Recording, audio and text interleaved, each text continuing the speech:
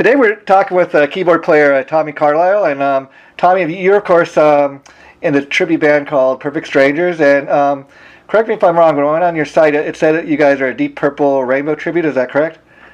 Yeah, basically the concept of it is anything that has to do with Ritchie Blackmore, from the different incarnations of Deep Purple through his work with Rainbow and some of the singers that he worked with in that band.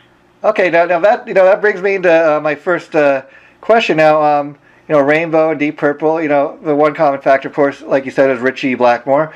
But do you guys have trouble, tackling the different songs and the different singers? We have a very, very versatile singer named Vicky Benitez, who is able to comp really the whole range of what they did. It's really a pleasure to work with her because she's able to kind of morph into all those different incarnations of the bands.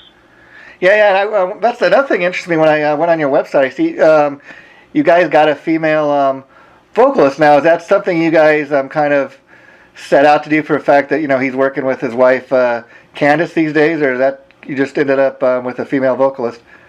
Right.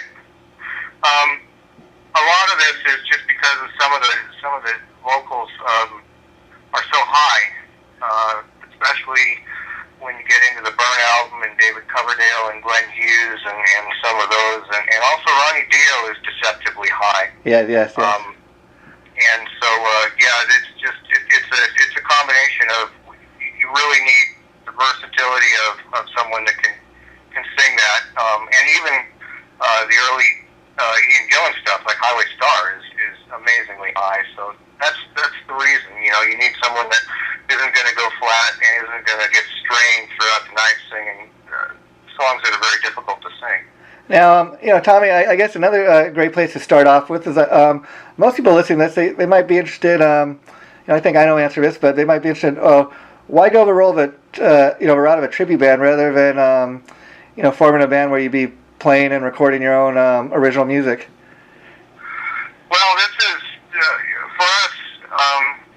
It's primarily a weekend project, and with the tribute band, obviously you're going to draw attention to that band, to the people that actually like that music. So for me, that's one of the real benefits of it, rather than just playing in a cover band, is that your musicians obviously like to be appreciated, and in a tribute band, you're going to have an audience that gravitates towards that music immediately. We're not in a point now where we're looking to do it to make a career out of it or anything like that. So this is the best alternative at this point. And I was kind of interested in talking to you because I was, reading on your website or on your Facebook page, anyways, and I was reading about you, and it said that you've actually done previous work with Bill Ward and I think Rainbow and stuff. Could you talk a little bit about that? Yeah, I'm originally from LA, and I was gone for 23 years and recently moved back. Was up in Seattle and met Roger Fisher. He had a studio in Woodinville, Washington called Mars Studio. Wonderful guy, great musician, great player. So he played on some demo stuff that I did, and I got to be pretty good friends with him. We've done some other stuff. We actually did a battle of the bands with Rainbow back, so this is going back to like 1979. Oh, wow. Yeah, long time ago. So it's, I've done a lot of, just basic touring and opening for acts, and I did some stuff with Craig Allman. I stayed at his house for a couple weeks and opened for them too. So it's been a fun road, and I'm really looking forward to this project. And by the way, the Facebook page is Perfect Strangers OC. Oh, okay, yeah. Now, that gets me to my next question. You guys are obviously based out of Orange County, Anaheim, California, be exact. And it looks like you guys are a relatively new band. So talk a little bit about how long you guys have been together and how you all first put the project together. Well, the guitar player is Guido Cossio, and the drummer is Ron Chu, and they've been playing together for a while and looking kind of to put the right incarnation together. Obviously with the band, it's like a family, and it's a long-term situation, and you really got to. They've done really a good of kind of waiting out the right people in the band. Vicky and I actually auditioned the same day, and it just all came together. And that was, it was about 3 months ago, I think now. And Guido is actually, it's his project. He's the man in charge. He's the Ritchie Blackmore of the band. And it's his concept, and I've always been just a John Lord fanatic, and recently relocated out here from Kansas and was looking to see if there was anything like this available out here, and kind of just by chance stumbled across the website and went in and auditioned, and it was pretty magical the first time. And, and I was curious, being that you originally come from Kansas, is there much of a tribute scene at all out there like there is here? Well, I'm originally from here. Oh, okay. I lived up in Seattle for 9 years, and then Wichita for 14 years, and this is just kind of a big circle. And to answer your question, no. The scene out in Kansas is vastly different. There's a lot of relatively sloppy cover bands. There's not a lot of pride in a lot of the music out there, and I don't know what that is. It's just a culturally different situation. It seems that musicians in LA, obviously, because you're close to Hollywood and you're close to the record companies, and the level of playing out here just seems to be substantially better.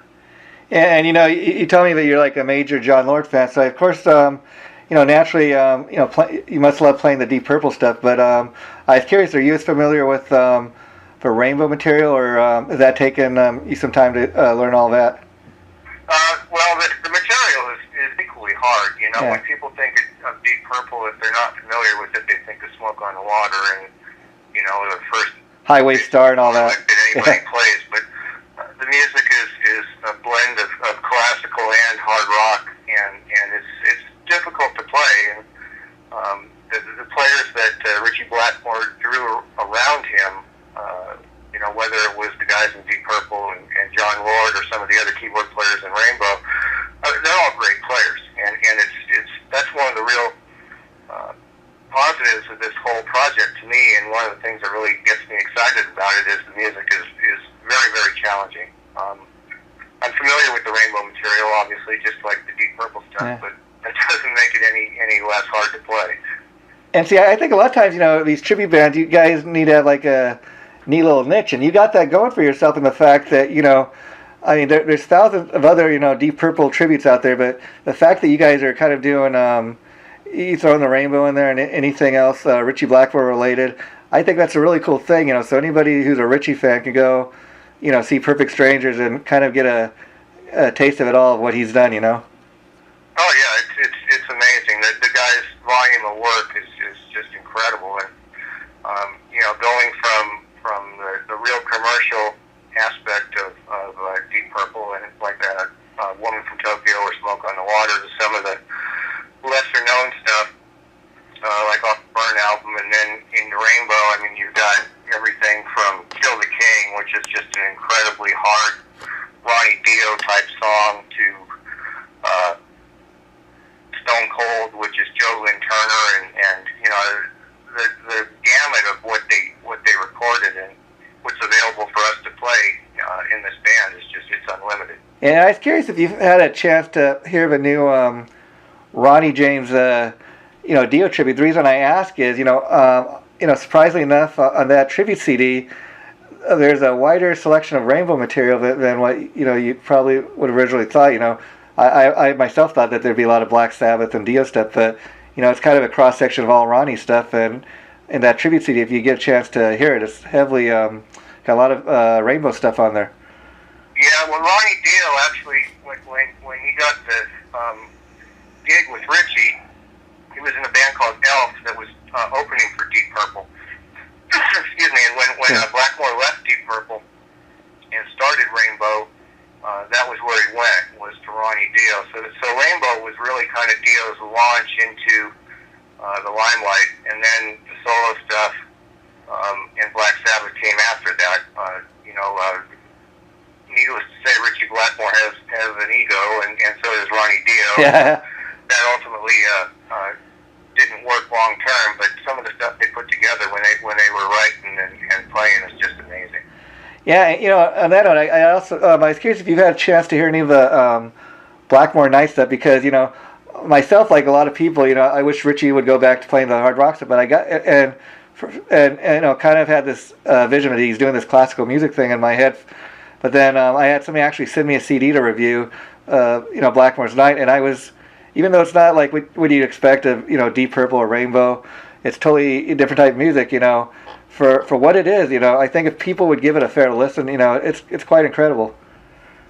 Yeah, I'm one of these people. I think anything that Ritchie does is worth listening to. I mean, even the real commercial Rainbow stuff, like Since You've Been Gone or all that, which are kind of just poppy songs, are still worthwhile pieces of music. And if you get into Blackmore's Night, it's very, very Renaissance oriented, which is just strange. But that's I think Ritchie got all the franticness out of his system with Rainbow and Deep Purple, and wanted to just change his life up basically and go in a different direction.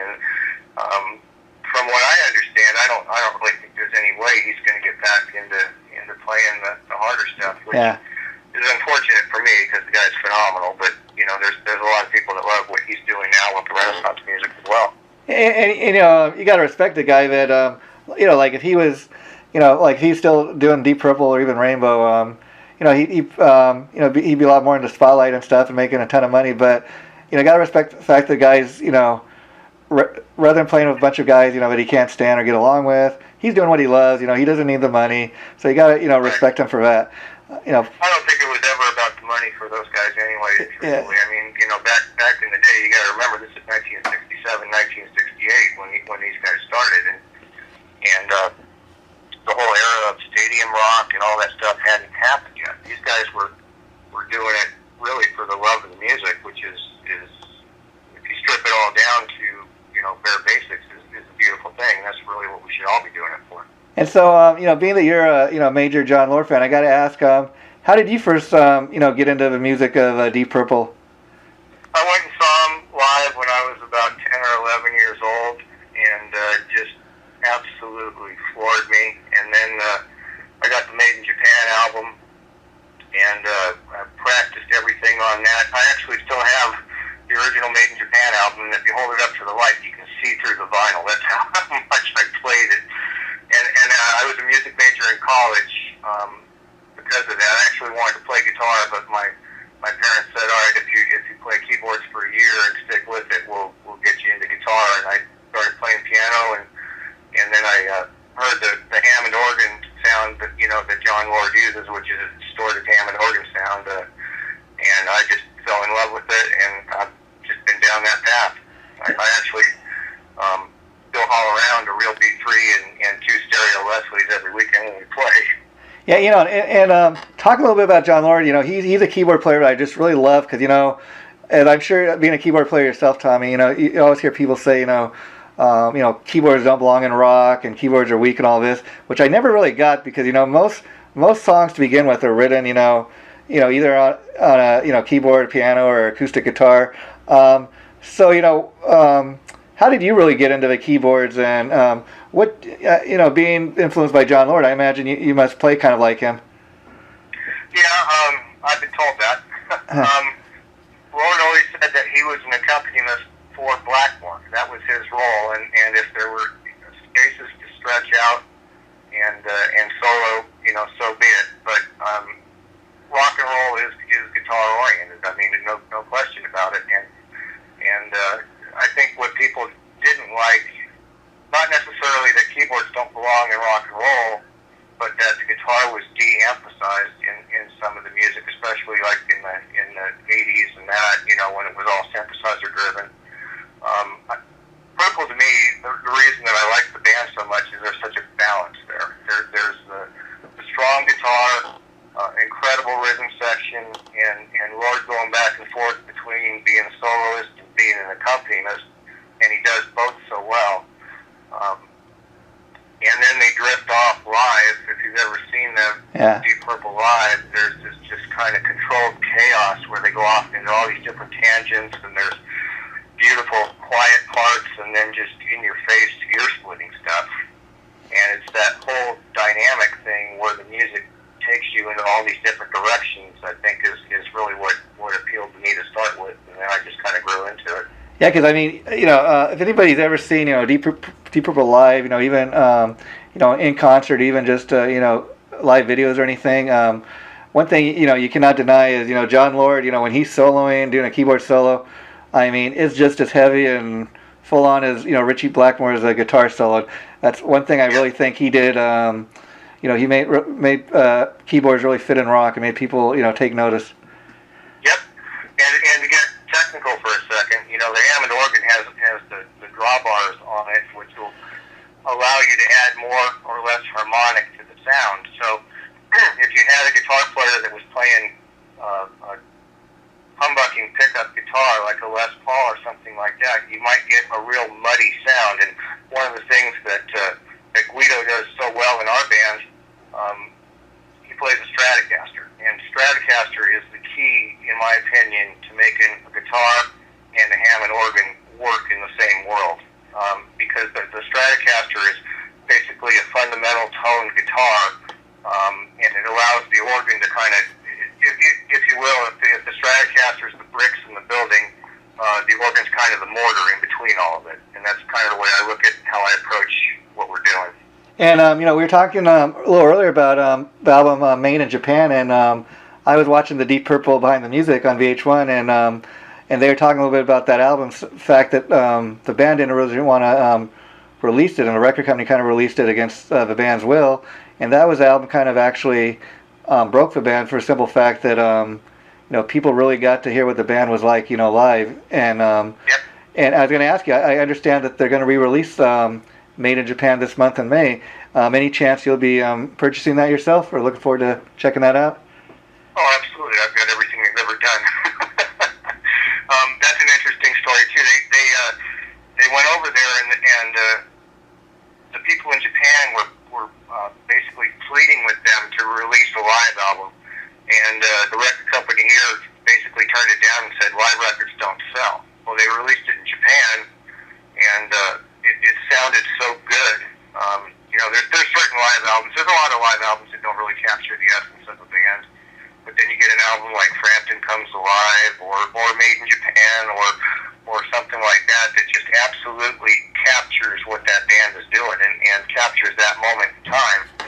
So they brought it back over, and the record companies took a chance on it and said, yeah, okay, we'll print, 30 or 40,000 copies, and it was number one the next week, so that shows you what kind of mentality of record companies are sometimes too. But in fact, Ian Gillan didn't like that record. He did not want it released in the United States because he thought his locals were weak on it, and I don't understand that because I think it's a brilliant piece of music on his behalf.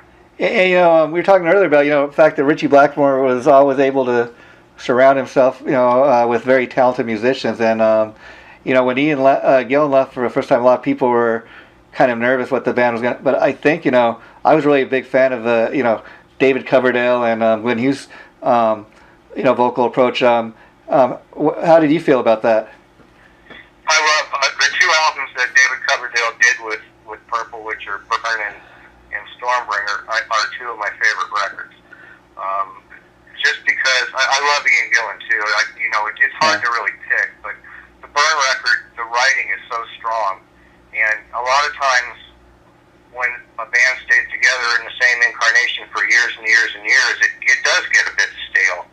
And Coverdale, this was his first project, and he came in and brought this whole attitude and this whole vibe. And I think the writing and the playing on the Burn record especially are just phenomenal. I mean, Burn... Except for the fact John Lord didn't like that incarnation. He was always kind of an Ian Gillan fan and wanted Gillan back, which ultimately ended up happening. I mean, I gotta say, Burn is one of those albums I put right up there with, Machine Head, and, interesting, if you listen to Burn, all these years later, it actually does, sounds like a Deep Purple album, whereas, the stuff David Coverdale does these days with Whitesnake, that's more his, his solo thing, but, like Burn, if you just listen to it today, it really sounds like him trying to fit into Deep Purple, which, obviously he was able to do. Yeah, Whitesnake seems a little contrived to me. Burn is just raw. Yeah. And that's what I think that's what draws people to heavy music, is just the rawness and the power of it. And if you listen to, Deep Purple through the years, there's just certain albums that have just captured that essence. Perfect Strangers is one of them. I mean, what a beautiful record. And I would say that, my three favorite that they've done were, well, obviously Machine Head, which is just a classic record, Perfect Strangers, and Burn. And none of those three records sound anything like each other. And I bet, a lot of your set list is based off of those three albums, but do you guys have like a set list of songs you do, or do you mix it up from night to night? We mixed it up. We try. You obviously, if you're in a Deep Purple tribute band, you've got to play the stuff that everybody knows. You're going to hear Smoke on the Water. You're going to hear Highway Star. You're going to hear Burn, and then obviously we're going to throw in some of the Rainbow stuff. But yeah, we try to keep it fresh and maybe just like Deep Purple did live, surprise some people with some songs that they wouldn't normally hear. In fact, what the intro that we use is off of Difficult to Cure, which is a very, very classical piece that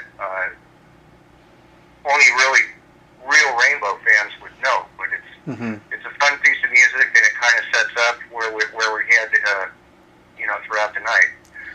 Now, there's no denying most, Deep Purple fans or Ritchie Blackmore fans would rather hear you play Smoke on the Water, something off Machine Head or Burn. But I got to ask, being that you guys do Deep Purple, any chance that you play anything off of their latest album, What Now? And I asked that only because I know Ritchie Blackmore's not a part of that. It did chart all over the world. Yeah, we're trying to keep it in the Blackmore Lord vein. Okay. We drift off from that because obviously there were other keyboard players that Blackmore worked with. Yeah. And that's nothing against Steve Morse, and it's nothing against Don Airey, who are two of my favorite musicians. The new album, I think, is a phenomenal piece of music. There's a couple issues with that. The peak of Purple and Rainbow's radio success was back in the 80s. Yeah. And a lot of people are not familiar with this new material, even though I would encourage everybody to go out and get those records. The new Purple album is called Now What? Yeah. And it's a great piece of music, but it's just not being played.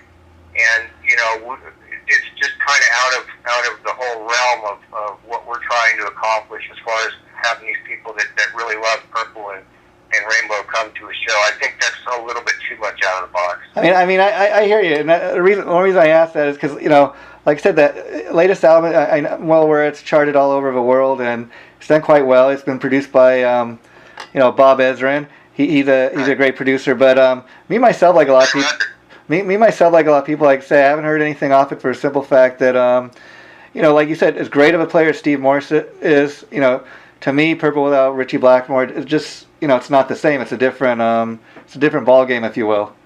Yeah, it's a Dixie Breaks without Steve Morse. Yeah, exactly. Exactly. I think, even they, when Ritchie first left, they tried to get Joe Satriani in there, but, and he did a tour with them, but he made the decision, I'm not going to take this on permanently because I'm not going to be the guy that replaces Ritchie Blackmore. I think that was very, smart on his part. Yeah, Ritchie Blackmore and John Lord, if you look at that, those two people as a solo duo, I mean, they're kind of untouchable. There are great other players. There's great keyboard players, Keith Emerson and Rick Wakeman and all those guys. But if you look at really what they were trying to accomplish and the music that Ritchie was coming up with and the riffs, those two guys invented it. Lord basically invented that distorted Hammond sound. Blackmore had the perfect complementary sound to that, and it was just a beautiful moment in time, before they got sick of each other. Yeah, it's really it's really unfortunate. But I think that's why having a band like Perfect Strangers, and you guys, you got a little niche in the fact that you do throw the Rainbow stuff in there. I think you have a lot of people come and check out your show. So, have you guys done many shows at this point, or? No, we're a relatively new band. one of the vehicles that we want to use this for is to expose people to us and to try to get some interest and get some bookings. Yeah. I know I don't have the schedule in front of me, but if you go to the Perfect Strangers OC website, you can see where we're playing. Now, and you know, when you come out to a show, if you like Deep Purple and Rainbow, and this is something that interests you, come up and talk to us. We're all very approachable. The drummer's name is Ron Shue, wonderful guy, great drummer, blew me away first time I walked in. I mean, the first question I had for Guido was, can the guy play Burn? And Burn, basically, the verses are nothing but a drum solo. Wow. And he just ripped it. And as I said, Guido Cossio is the guitar player, and Vicky Benitez with an S, not a Z at the end of her name. She wants me to make sure to clarify that. Okay. I'm just kidding, Vicky. Yeah. But we're all very approachable, so you know, when people come up to the shows, come out and see us and talk to us and share your love of the music with us. And so I was curious, like you said, you guys are just starting to launch the band and you have some shows coming up, and people can check that up on the website.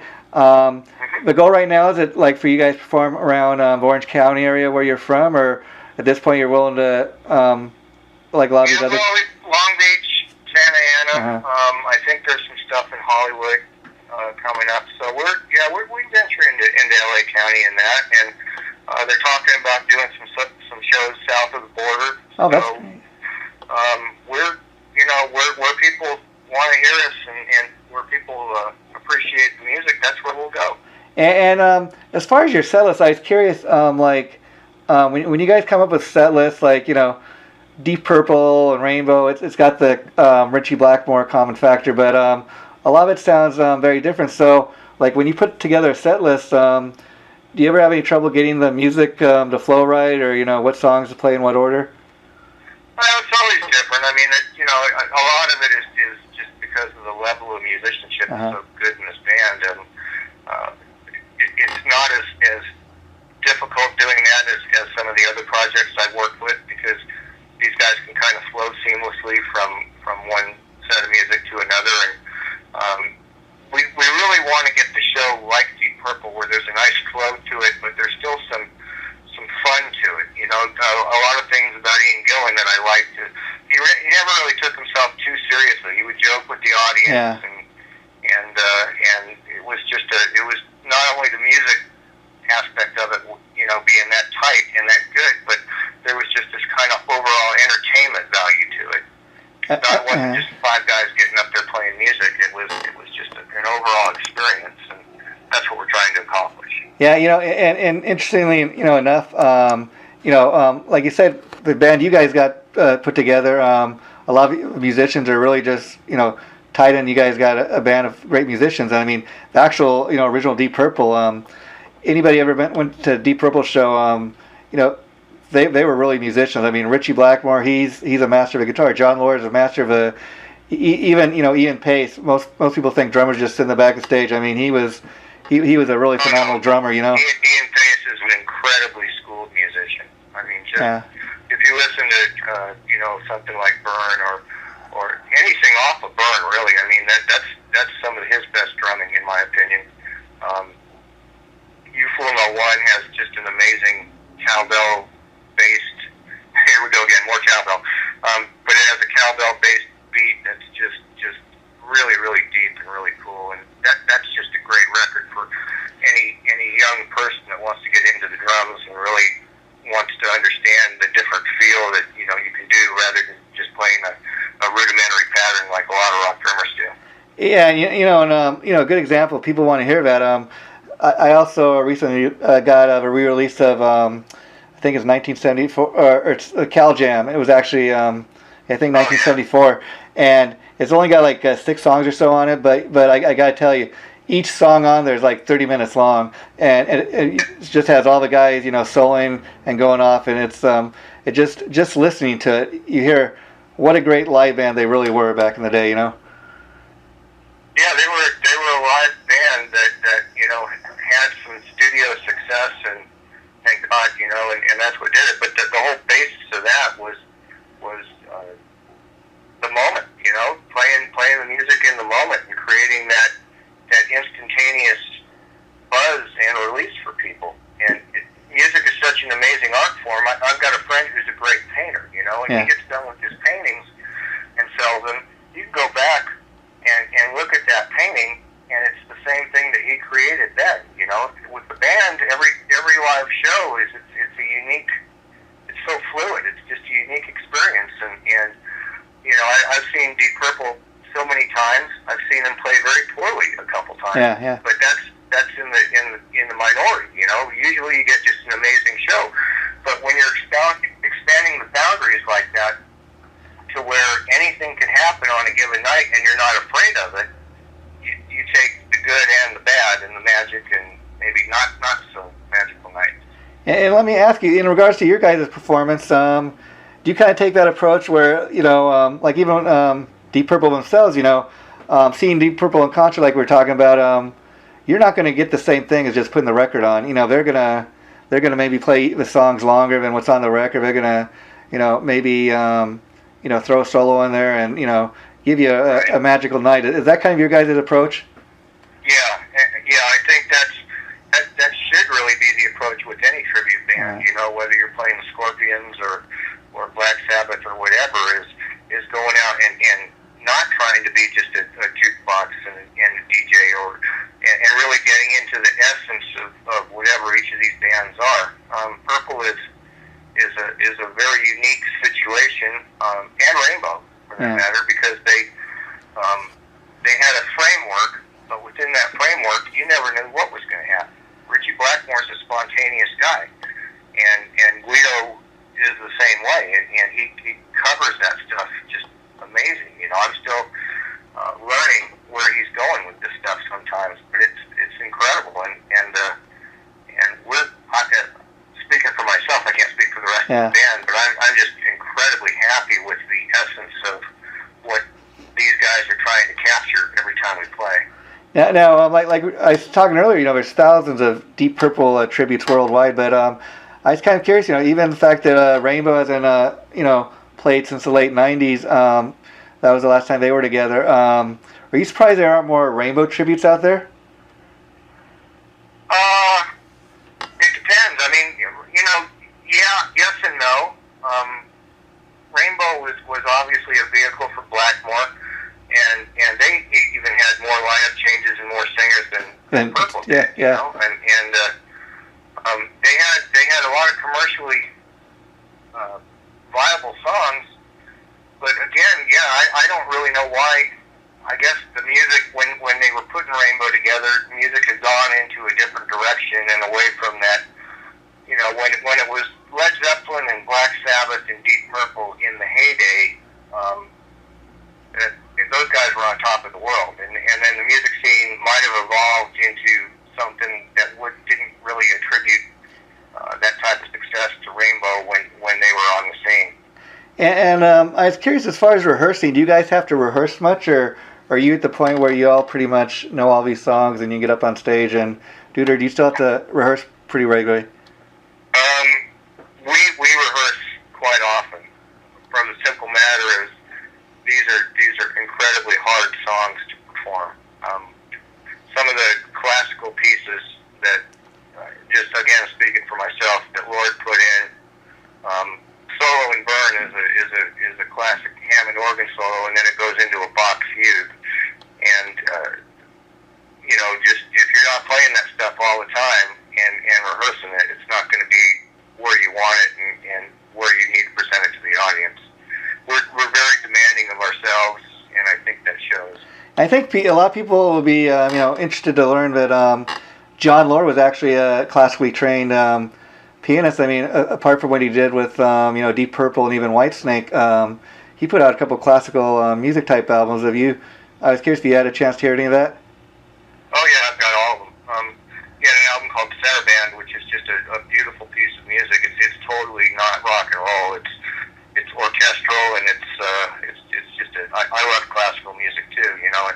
And John Lord's background, I mean, he played on the Kinks hit "You Really Got Me." I mean, he was the guy playing piano on that, and then he wrote a thing called Concert for Orchestra that Deep Purple did with the London Philharmonic back in I think it was the middle '70s. Yeah.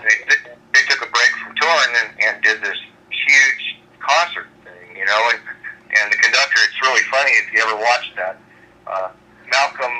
I can't remember Malcolm's last name, but Yeah. the conductor, Ritchie goes off onto this solo, and it goes on and on and on. It's typical Ritchie Blackmore, and the conductor's nervous, and you can see him fiddling with his tie, trying to get the band back into, or the orchestra back into where they're going to come, because an orchestra isn't used to improvising. And Ritchie just did that on purpose, which is another hilarious Blackmore just tidbit. Yeah, wow. That's interesting. Now, so I was curious, do you guys, are you kind of self-managed? Do you manage yourself? Do you have a manager that helps you get everything set up?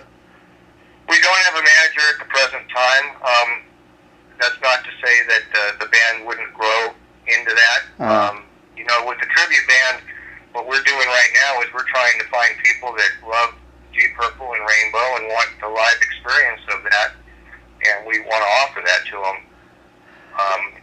As we build a following and it gets larger and larger, management is something that we would look at doing in that. But we are a relatively new band, so that's kind of putting the cart before the horse. Yeah, I understand, and a lot of these tribute bands, what I respect, the reason I ask that is a lot of these bands they are self-managed and they do everything themselves, and oftentimes that's good for the fact that since you're managing yourselves, you're gonna do your best to do whatever it takes to get the band out there, as opposed to if it's some guy in a suit managing you, he's just ultimately in it to see how much money he can make for himself.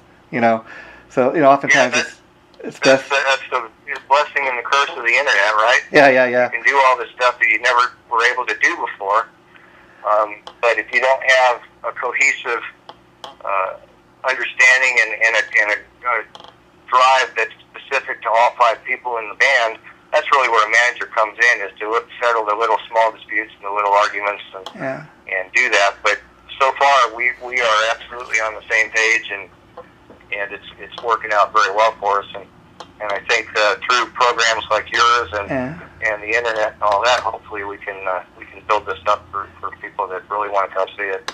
Yeah, I was curious, the shows you guys have done so far, have they been primarily where you have a headliner, or are you doing these shows with other tribute bands? What's been the case so far? They did a show with Black Sabbath tribute band, and I think we're coming up. I've got a buddy that the good thing about doing it with another tribute band is that you can draw from both people's crowd, group and following. I've got a buddy who's a great guitar player who's doing a Jimi Hendrix tribute that's going to be ready to go soon, and I know we're probably going to be doing something with the Scorpions tribute band here. That's the other thing, this isn't like playing 4 hours in a cover band. I mean, if you're doing 2 hours and the other band does 2 hours of their music, that's a really good mix for people to be able to hear and not just be saturated by one band. Yeah, I mean, I got to tell you, Tommy, my experience has been, anytime I've seen a tribute band, I got to say, I've never really seen a bad one. And what people fail to realize is guys like you that do this for a living, first of all, you do it for the love of the music, and, it's more than just you making a career out of playing somebody else's music. The shows I've seen, people, they really put on a great show. I mean, for example, I've seen this band, Hollywood Rose, or Guns N' Roses tribute, obviously, and the singer Colby Vale, he looks dead on like Axl Rose. First time I seen this band, I blinked. I thought it was 1987 all over again, and it was that's as close you're ever going to get to Axl and Slash on stage probably ever again. But for that night, that's I had a magical concert experience that I never forgot. And this guy, doing the tribute thing, it has allowed him to get his own original music out there. He's actually, besides doing the tribute thing, for a while he was in Steven Adler's band, which, he was the original drummer from Guns N' Roses. Another guy, Bart Walsh, he was the original guitar player from the Atomic Punk's Van Halen tribute out here.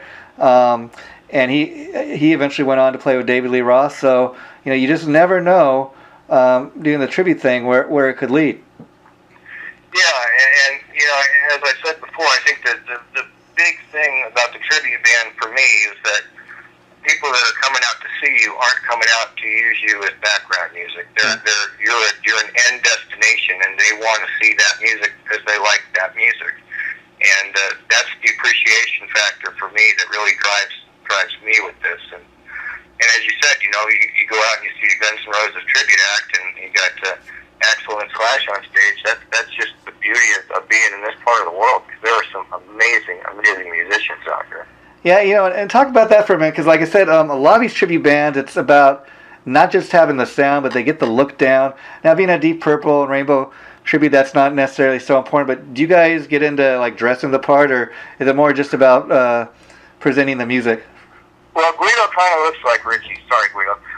But he kind of looks like Ritchie to start with, and he's got a little bit of an attitude, and so that translates well. Yeah. It's easy for me. I have to put on a black shirt and a pair of sunglasses, and I'm good. So we are going to get probably more into that, but it's not as important to us because we're not comping just one person aspect of Deep Purple or one specific format. We get into into Rainbow and all that other stuff. So there's we do comp that kind of a vibe from that time period, but as far as just being specific to what trying to look like Deep Purple, they were always more into making the music.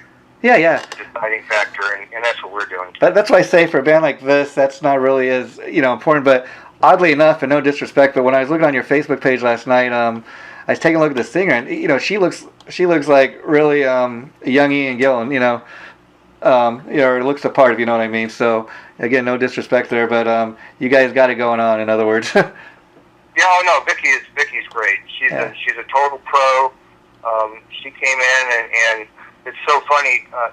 There's certain things you pick up on when you rehearse with people. In the first rehearsal I had with her, she didn't even face the band. She was looking at the wall like it was the crowd, and to me that was a big deal. And she was working the wall like she was working the crowd, and she's just a consummate pro and a great person and a great singer. And I'm very fortunate to be working with her.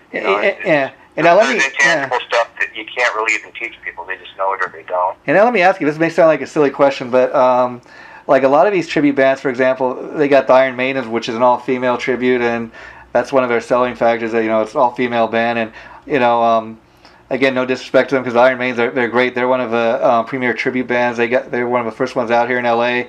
And even the singer who she looks the part of Bruce Dickinson. She sounds, even though it's a female singing, her voice is just as high as Bruce Dickinson's, and if you close your eyes for a minute, you'd swear it was Bruce Dickinson. My point being is like, you guys got a female singer. Well, a lot of people might see that as a, selling point. Like when you're up on stage, do you even think about that we got a female singer, or do you just, it's more of the fact that we got a great. It's never entered any of our minds. All I care about is if somebody's a great musician. That's what I was gonna say. It's more of a fact that it's just a great singer, right? Yeah. If she's, we're very fortunate. We've got people that all get along. We go out and socialize after practice and laugh, and that's really important too. Is laughing with the people that you're working with and being able to, mess around with them and not just get done with practice or get done with the gig and then take off and do that. And Vicky has fit right in just as one of the guys, like that. And it's funny. I until you bring that up, it doesn't even occur to me that she's a girl. I mean, she's a beautiful woman, obviously. Yeah. But she's just a bandmate, and she's a great musician. So that doesn't even come out. Yeah, the only reason I brought that up, is the simple fact that, like I said, oftentimes when you have a female singer, people focus on what she looks like or whatever, not so much on the person's talent. But like I said, I think you guys got somebody's got the look and the talent, and I think people go see a show. Hopefully that's what they get. Or that's what they leave a show thinking. Yeah, well, when you're playing Purple and Rainbow, it's 100% or nothing. We're either going to blow people away or we're not. And when we blow people away, everything else is irrelevant. And so typically, like the shows you guys have done so far, how long is your show typically? Is it 45 minutes, an hour? 45 minutes or two sets, depending on where we're playing. we could expand it beyond that. You know, if someone wants a full night, we'll certainly be capable of doing that soon. It's a very flexible show. If they want more purple and less rainbow, or vice versa, we can do that. Yeah, Typically, we try to keep it probably 70% deep purple, I would guess. You know, and mix in some rainbow. The songs are just so cool. you know, and honestly, I think once you guys start picking up some more shows, I really hope that more people will be coming to your shows for a simple fact that, like, even part of the reason I contacted you about doing this interview is simple fact that I'm only aware of like maybe one other, although there's thousands of Deep Purple tributes, like I said, that I see on the internet and all around the world. I can only think of one other Deep Purple tribute out here in the LA area, and so I think, you know, you really are going to give some, you know, your audience something special to come see, because again, there aren't that many Deep Purple tributes out here. I can only think of one other off the top of my head right now, you know. Yeah, well, it was either Deep Purple or ABBA. Deep, I'm joking. yeah. Wow. Yeah, no, there's very, yeah, I don't know of any other ones too. You know, there's the typical bands like AC/DC and those, and there's no disrespect to those. Yeah. But there seems to be quite a few of those type of tribute bands around, and obviously there's some great ones, and there's probably some ones that, you know, aren't as good. I think generally all the musicians that I know out here are pretty darn good musicians if they're playing the clubs. It takes that to be able to go out and play. So, yeah. like, we seem like we're in a pretty unique position to be able to go out and offer people that like this music a real good experience. Yeah, you know, and you know, getting back to the tribute scene for, you know, playing with other tribute bands, like you're talking earlier, I think great thing about that is, you know, you got both bands' audience to draw from it, and what I've really seen that I think is great about the tribute scene, even more so than the original, you know, bands out there, is tribute bands, you know, that play together. They seem to really, it seems to be like a big happy family, big, you know, community where, you know, like somebody from another tribute band might give you guys a call and say, hey, you know, we're looking for an opening band for our show next week. Would you guys like to, you know, open our show? And then, you know, once you get to know these other tribute bands, a lot of times they do shows together, and they, you know, you need a booking agent. I know somebody you guys could work with. You know, it seems to be a real big happy network of families, so to speak. Yeah, it sure does. You know, the musical community out here is just so cool. And as I said before, people are really approachable. You know, if you come out to the shows and you like what we're doing, come up and introduce yourselves, come out and see us. And that's the same way with the, you know, band to band. Everybody wants everybody else to succeed, and I think as a general rule, we all try to help each other as much as we can. Now, you know, there's obviously competition for gigs and things like that, but that goes without saying, that, and that's anywhere. But the people that I've come across since I've been back out here are just great people, and there is a large amount of respect and a large amount of help available. And I think one thing you guys got two going for yourselves, being from Orange County, is you know, Orange County has got a great little music scene out here. For a simple fact, a lot of clubs, even, you know, on the Sunset Strip in Hollywood, still today, they have what's called pay to play, where even tribute bands they got a guarantee that they can get a certain number of people, sell the ticket, pack the house basically, so a promoter and the club owner gets their piece of the pie before the band even gets, you know, is guaranteed to get paid. And, you know, from what my understanding is, they don't even do that in Orange County, which, you know, I think is great, because people come to the shows and they're going to get bands that, you know, they got the talent, and they can, you know, if you got the talent, you don't have to really worry so much about packing the house, you know what I mean? Yeah, pay to play is kind of a scam. I'm not a big fan of pay to play. I mean, that's been going on in Hollywood for years, and I understand why the club owners do it. You know, they have a guaranteed dollar amount that they're going to get. Yeah. But you know, you have no idea with the pay to play venue what you're getting. Whether it's a band of inexperienced people that just came up with the money to rent the room out, or whether it's a great band or what. But when you get into the Orange County circuit, and some places in LA, it's not 100% pay to play in LA, but the Orange County circuit, if you're playing the circuit and you're playing the circuit consistently, I think you know that you're going to get a good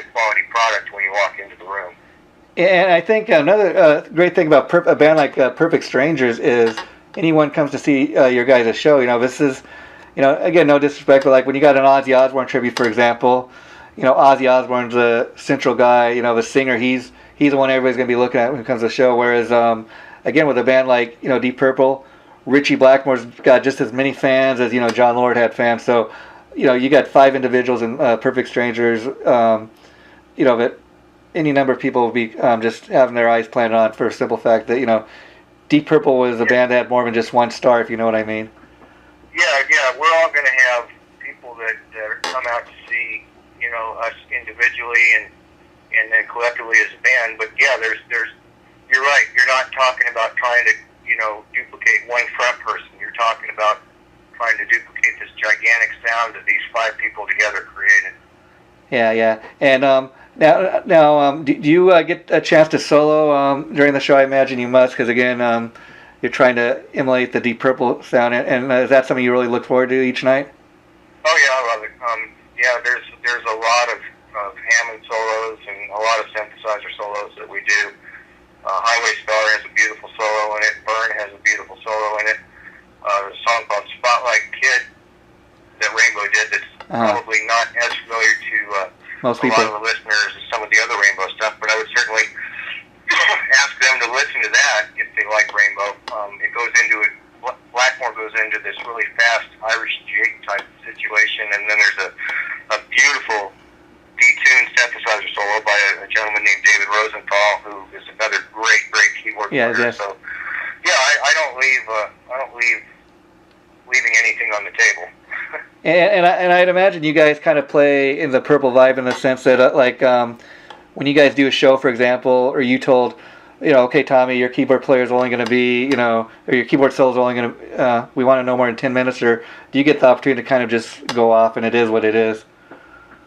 We just go off and it is what it is. That's the beauty of this. Some of the stuff is played like the record. Some of the stuff is improvised, and that's to me the real beauty of what Blackmore and Lord were able to do is play off of each other and go into these bizarre tangents, and we're able to do that. Yeah, and taking obviously you guys are named Perfect Strangers, so that's a perfect place to end this. Is you take album like Machine Head and Perfect Strangers, same band, 2 different eras though, but you put either of those albums on, they're just they're just as great. I was curious, what would be your all-time favorite Deep Purple album? Oh gosh, probably. Well, if I had to pick 2, I don't know if I could narrow it down to 1. It would be Perfect Strangers and Burn. Oh yeah. Well, those are great albums from different eras. I was curious if you had a chance to hear they recently re-released Perfect Strangers, and it's got a live DVD in that. I think it's Perfect Strangers Live is what it is. It's a live DVD and a live CD. Have you had a chance to check that out yet? I have. Yeah, it's excellent. And again, anybody hasn't had a chance to check it out. What's really cool is if you watch the DVD portion, it's really live and in your face, raw. And interesting thing about that is that this is a band that hadn't played together in almost 10 years at that time, and then they get back together and they put out music that's just as kick-ass as ever, and it's like they never left. Yeah, and that's what I was saying before. When Burn happened and Coverdale and Glenn Hughes came in the band, there was that new energy and that spark and that charisma, and that's why that album was so good. Exactly the same thing with Perfect Strangers. They had gotten back together after this extended period away. In fact, the song Perfect Strangers was kind of Ian Gillan taking a poke at Ritchie Blackmore about being a perfect stranger and not really knowing him after all that time away. Wow, yeah. If you really listen to the lyrics, but same deal. Just new energy, back together, nothing stale at all. Just playing with no abandon and letting it rip.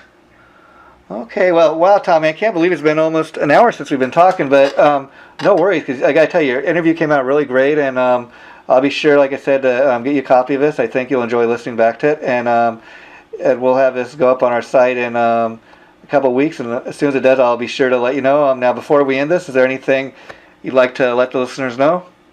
Yeah, just make sure to go to Perfect Strangers OC on Facebook and check us out. you can certainly shoot us, whatever messages you want or whatever. And please, if you're into this music, come out and support us, because we're very passionate about it, and we want to continue to grow the project. And it's through the support of the people that like what we're doing that's going to happen. Well, we will be sure to do that and tell our friends about you guys, because even just talking to you, I'm more excited to go to a Perfect Strangers show than ever. I mean, I want to go at least experience you guys live, once. So, and I think simple fact that, like I said, there's maybe only one other Deep Purple tribute out here in LA.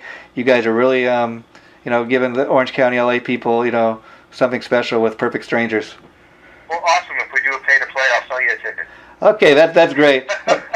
Okay, thanks again. I can't thank enough, Tommy, taking time to do this. I really appreciate you doing this. And if you have any further questions, don't be afraid to hit me up. It's been great talking to you, though. I'll do that. Thanks. And yeah, same to you. We really appreciate the opportunity. Okay, bye-bye.